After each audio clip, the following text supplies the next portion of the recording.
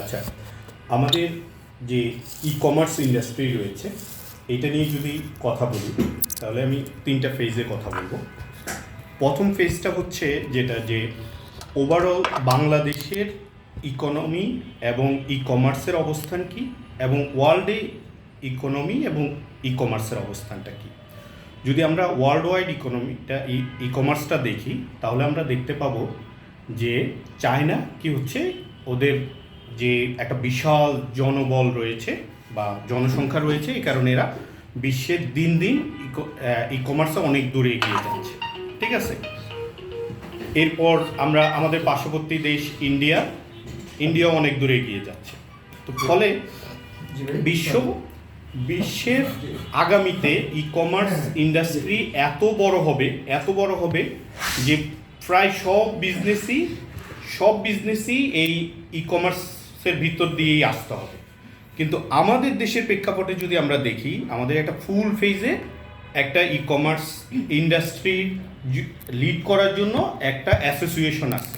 ঠিক আছে, এবং এই অ্যাসোসিয়েশনটা আমরা দীর্ঘদিন ধরে একটা সৌহার্দ্যপূর্ণ সম্পর্কের মাধ্যমে আসছিলাম। তো এখন যেটা হচ্ছে যে আমরা যদি পুরো ইন্ডাস্ট্রির সমস্যাটা দেখি, এটা কয়েকটা কোম্পানির জন্য আমরা একটা বদনামের ভাগিদার হয়েছি। তো এখন সেই অবস্থা থেকে এর যে একটা গুডউইল আছে, গুডউইলটা তৈরি করতে হলে আমাদেরকে কিন্তু সরকারের সাথে কাজ করতে হবে। আর সরকারের সাথে অ্যাজ এ ইন্ডিভিজুয়াল হিসেবে আমরা কাজ করতে পারবো না, আমরা অ্যাসোসিয়েশন হয়েই কাজ করতে হবে। আর অ্যাসোসিয়েশন হয়ে কাজ করতে হলে তখন এখানে আমাদের সমমনা মিন্স যে মানুষগুলো বৃহত্তর স্বার্থের কথা চিন্তা করবে, যে ইন্ডাস্ট্রিতে আমার একার ভালো হবে তা না, বৃহত্তর স্বার্থের ভালো হবে। বৃহত্তর স্বার্থের ভালো হয় কখন? যখন আমাদের যে ইন্ডাস্ট্রিটা রয়েছে, আমি কিছুক্ষণ আগেও বলতেছিলাম যে এই ইন্ডাস্ট্রিটার আকৃতি বড় করতে হবে।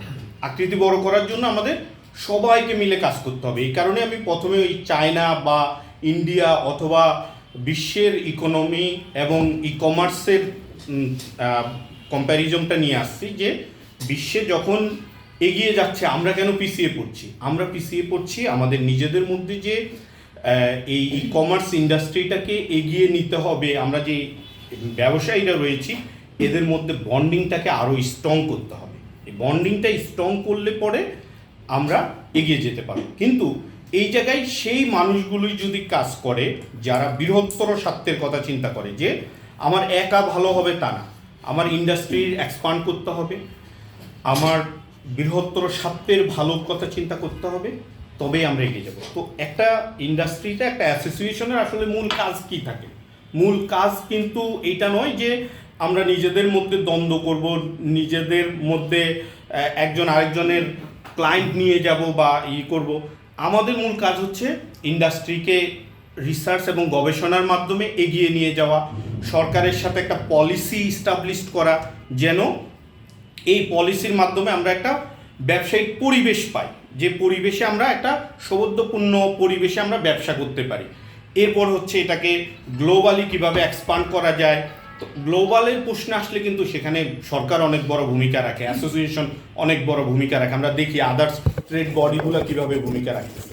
তাহলে আমাদের সব কিছুর মূলেই হচ্ছে, যদি অ্যাসোসিয়েশনকে এগিয়ে নিতে চাই, আমাদের নিজেদের ভালোর কথা চিন্তা করি, তাহলে আমাদেরকে একটা ভালো মানসিকতার কিছু মানুষ এগিয়ে আসতে হবে এটাকে লিড দেওয়ার জন্য, যাদের উদ্দেশ্য বৃহত্তর স্বার্থের কথা চিন্তা করতে হবে, নট অনলি নিজের স্বার্থের কথা।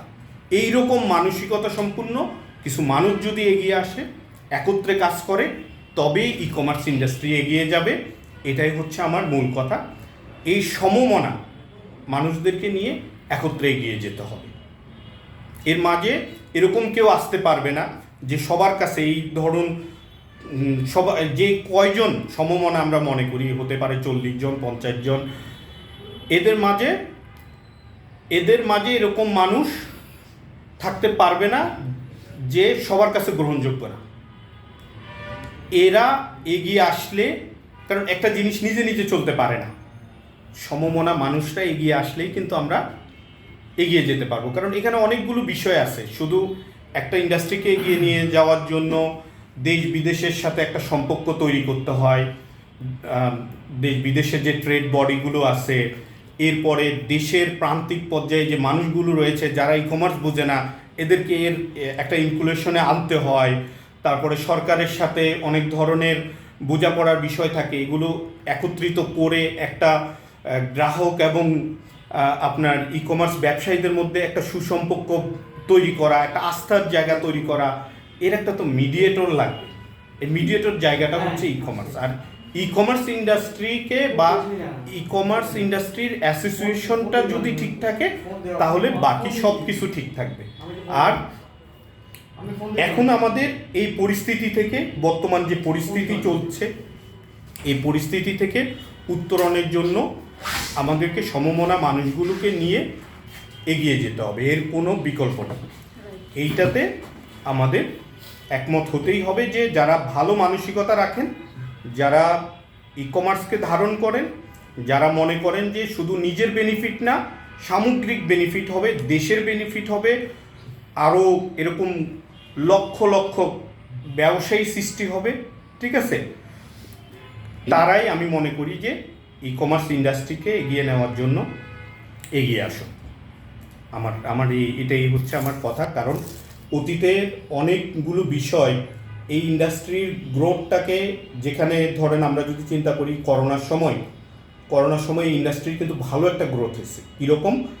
আপনার প্রায় আমার যতদূর মনে হয় পত্রপত্রিকার যে নিউজগুলো আছে প্রায় 5.5 লাখ বা 8 মিলিয়ন, 550 মিলিয়ন আপনার সেল বা এরকম জেনারেট করেছে। তারপরের বছর আরও ভালো হয়েছে এবং ধারণা করা হচ্ছে যে 2026-27 বা এই দিকে আরও ভালো হবে।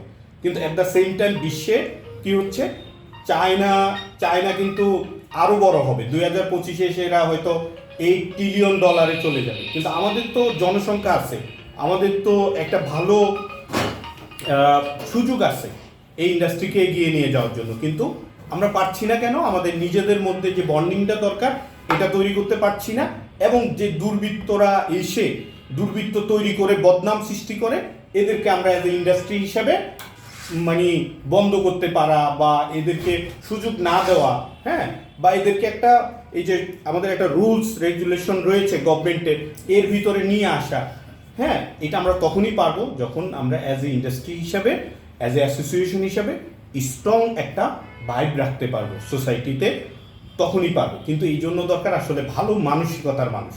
তো ভালো মানসিকতার মানুষরা আসুক, সামনে একটা ইলেকশন আছে, সব কিছু মিলে ওই রকম মানসিকতার মানুষদেরকে নিয়ে যদি, আমি এতদিন এটার সাথে যুক্ত থেকে শুধু এই একটা পয়েন্টই নোট করেছি যে ইন্ডাস্ট্রিটা আগাচ্ছে না কেন, এই ইন্ডাস্ট্রিতে যারা ব্যবসা করতে আসছে তারা খুব ভালো করতে পারছে না কেন, তাদের কেন আদার্স বিজনেস করে সার্ভাইভ করতে হচ্ছে।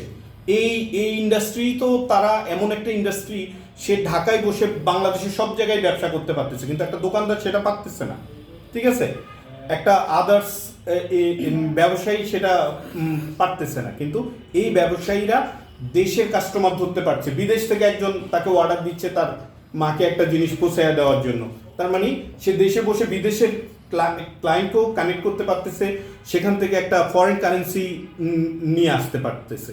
তাহলে এই ইন্ডাস্ট্রির একটা ফিউচার আছে, এটাই ফিউচার। যদি আমরা ওয়ার্ল্ডের সাথে নিজেদেরকে তুলনা করি, যে সারা বিশ্ব যেখানে এই ইন্ডাস্ট্রি নিয়ে এগিয়ে যাচ্ছে, হ্যাঁ, কারণ এর গ্রোথ রেঞ্জটাও যদি আপনি চিন্তা করেন কম না, প্রায় 8 থেকে 10% ইয়ারলি এর গ্রোথ। আমরা পারছি না কেন? আমরা পারছি না আমাদের শুধু মন মানসিকতার কারণে। আমাদের এই মন মানসিকতা পরিবর্তন করে, বা যারা নিজেদেরকে ট্রুলি মনে করে যে পজিটিভ মাইন্ডসেট রয়েছে, তাদের নিজেদের স্বার্থের ঊর্ধ্বে উঠে তারা ইন্ডাস্ট্রির জন্য কাজ করতে পারবে, এরকম কিছু মানুষ নিয়ে আমাদেরকে এগিয়ে যেতে হবে। তবেই বাকিরা সবাই এই এতে চলে আসবে এবং এর উপকারভোগী হবে। এটাই হচ্ছে আমার কথা। ধন্যবাদ।